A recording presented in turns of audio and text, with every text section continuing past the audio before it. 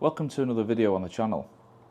In this episode we're going to quickly talk about 5 tips that are going to help you catch more carp. Number 1 is going to be location.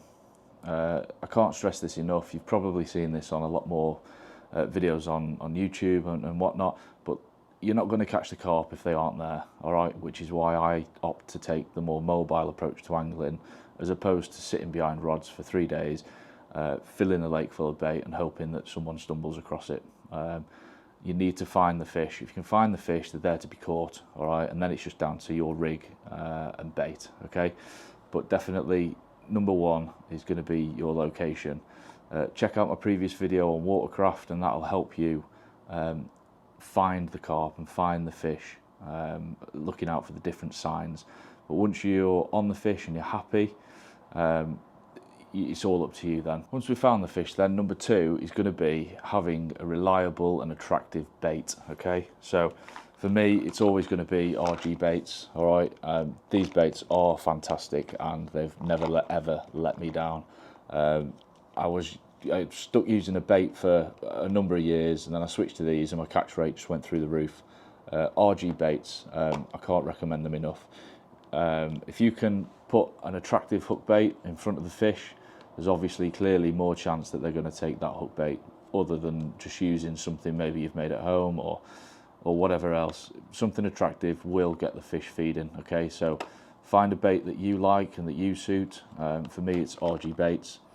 But these, if I can put this in front of a fish, I know that that fish is going to take it, and then it's all down to my rigs and a bit of luck getting it in the net. Tip number 3 then is going to be find out exactly what is on the bottom of the lake that you're fishing. That is really important. If we fish a lead clip arrangement, okay, with a short hook link, and we're fishing over deep weed or deep soft silt, then our bait isn't going to be presented very well. So we can have a really attractive hook bait, but it's not going to be presented in a way that's going to be attractive to the fish, and even if it was, it may not still hook the fish, okay? So we need to make sure that we determine what the bottom of the lake is like, okay? And that's not a case of just looking in the margin, because what's in the margin could be completely different to what's in the middle of the lake or wherever you're fishing, okay? Do some research online, ask local anglers. If you come across a bailiff, ask the bailiff. They should be able to point you in the right direction as to what's going on there. Even just having a lead about, if you're getting a solid donk with a lead, okay, you know it's a hard bottom. Could be hard clay, could be gravel, and that will dictate what type of rig you are going to fish with, okay? Obviously if you're in deep weed or deep silt, then again you're going to obviously change the lead arrangement and find something that works on that bed, okay?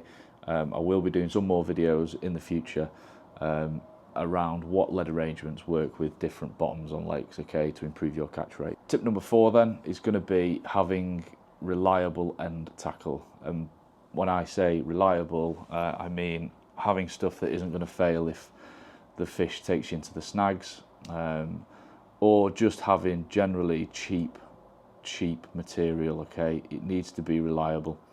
That's not to say that the good stuff won't snap in a snag, but there's definitely more chance of you getting that fish out if you're using high-end material, okay? So a good fluorocarbon stiff link for some rigs, okay?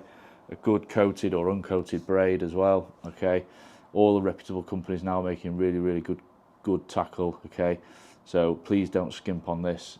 Everything that goes on the bottom of that lake bed needs to be in tip-top condition, and it's important as well, once we've made these rigs and we fish with them a few times, that we're checking them, making sure that they're not damaged, because it could be that one time that you get that dream fish on the end and you're fishing with a damaged hook length material and it snaps off, okay?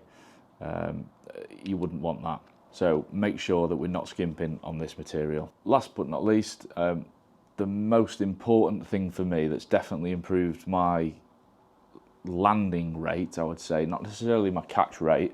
The catch rate is obviously to do with location and bait more than anything, but actually landing the fish and actually catching the fish, I would have to say it's going to have to be using sharp hooks. Now, it goes without saying, it's a bit of common sense. The hook needs to be sharp for it to prick into that carp's bottom lip. All right, if you're fishing with, you know, a hook that's been cast out a few times, and when you've been reeling it in, it's been dragging across the gravel bottom and the tip's all bent over, then clearly we're going to need to change that hook. Okay, so it's important that we're checking the hook every time you reel in and you want to recast. Check that hook. Okay, run it across your nail, you know, just run it across your finger, see if it's sticky. If it's sticky, sharp, then you're good to go. Sometimes I've reeled in and I can physically see that the point is fully gnarled over and bent over. It's unrepairable from there. So make sure we're checking that now. A lot of companies are producing sharp hooks straight out the pack, all right, but they can always be sharper. So if you're going to buy hand sharpened hooks, then great. Just make sure you take great care of them. If you drop them or just chuck them in your tackle bag, they will bend a lot easier than if they were just straight out the pack and not hand sharpened. If you're going to go down the route of sharpening your own, then okay, so this is the Nash Pinpoint Hook Doctor. Okay, it's a real good bit of kit. I carry this with me all the time. Okay, whenever I cast out, I just touch my hooks up. Okay, and I know 100% that those hooks are sharp. So those are my 5 quick tips on how to catch more carp. If you've enjoyed this video, then drop a comment below. If there's anything in this video that you'd like me to do an in-depth review on, drop me a comment, hit the like button, subscribe, and don't forget to hit the bell icon as well, because you're not going to miss any more videos if you hit that bell icon. I will be doing some more reviews in the coming weeks, so stay tuned, and I hope to see you there.